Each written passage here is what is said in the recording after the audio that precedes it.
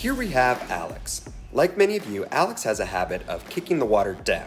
He'll bring his toes up to the surface and then push the water down with the bottom of his feet. It's more productive to kick the water up, so take the water from beneath your feet and flip it up to the surface. You'll know when you're doing it right because the water will seem to boil.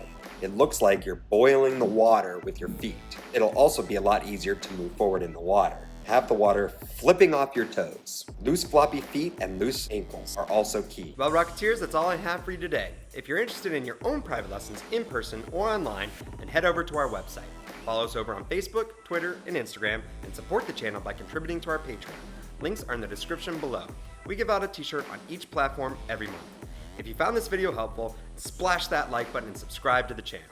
If you want to be the first to see these videos as soon as they're published, then turn on the bell notifications. If you practice it, let us know how it goes in the comments. We'll respond to everyone.